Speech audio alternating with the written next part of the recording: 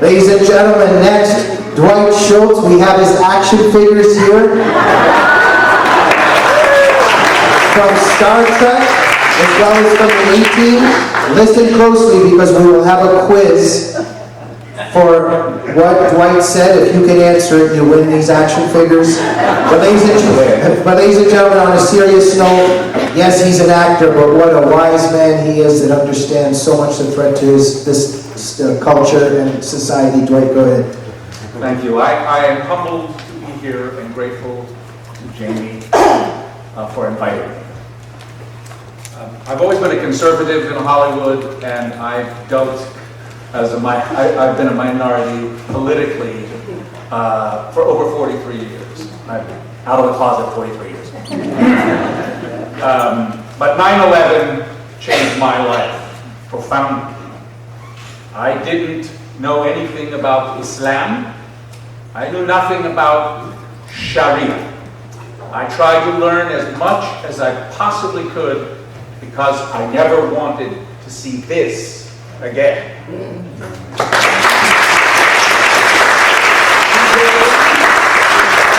Today, this word you won't find in a newspaper that is shrinking, because they won't put this word and apply it to the enemies of this country. They now want to apply it to soldiers returning from fighting our enemy abroad. There's something very evil at work. It doesn't make sense. But let me just tell you very quickly about my journey. I didn't understand anything about it. I was very confused. I found this book, Bin Laden, the Man Who Declared War on America by Joseph Bodansky. I started reading it.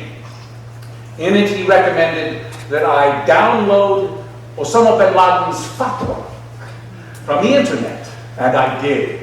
I understood a little bit more about Sharia after I understood why he wanted to destroy America and kill Americans, particularly American civilians.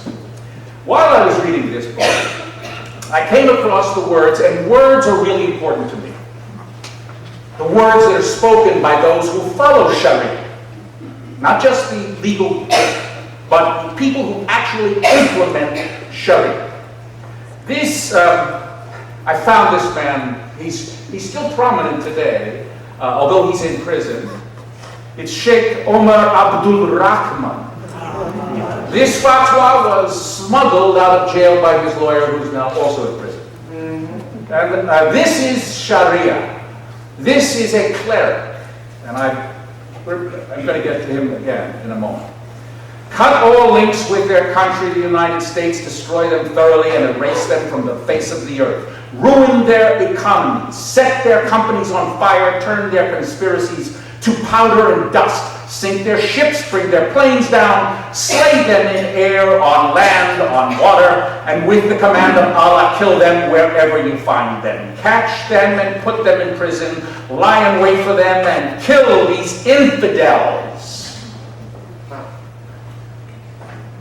Mohammed Morsi, who has just become the totalitarian dictator who wants to bring Sharia to Egypt, his first major pronouncement is that he demands that the United States release Sheikh Omar Abdul Rahman, who has an invitation to the White House. These are his words. To my knowledge, because I still read some of these and I check the internet, the offer hasn't been rescinded.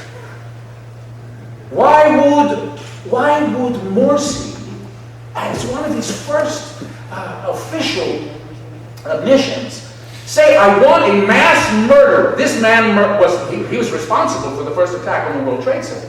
Why would this president of Egypt, leader of the Muslim Brotherhood, demand that a mass murderer in the United States be released? It's already been told to you here. We're not Muslims. We're infidels. We can't be murdered. We can only be killed. This is one of the chief clerics. This is a proponent of, now, you You've all heard, I'm sure, the name Abedin. She was assistant editor of the Journal of Muslim Minority Affairs. And the editor who shared duties with her was Zafar Ishaq Ansari. And his magnum opus was a translation of Sayyid Abdul Allah Maududi. I know it's hard for me to say. Easy for you to hear. No. And this is part of this wonderful translation. And this says it all. You really don't have to go any further. You don't have to be an intellectual or a scholar. This says it all. The purpose for which Muslims are required to fight is not, as one might think, to compel the unbelievers into embracing Islam.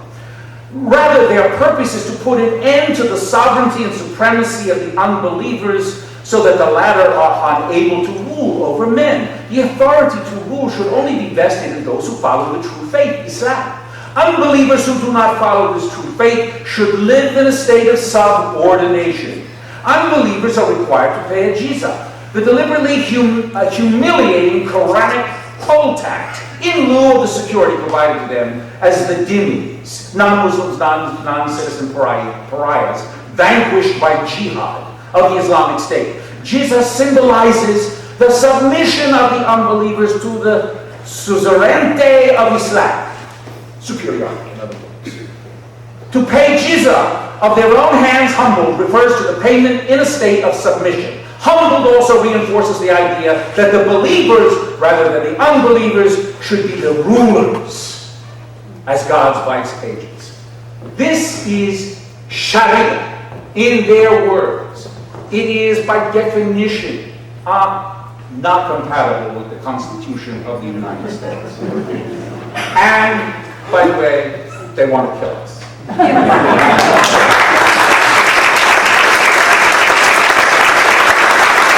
Ladies and gentlemen, thank you very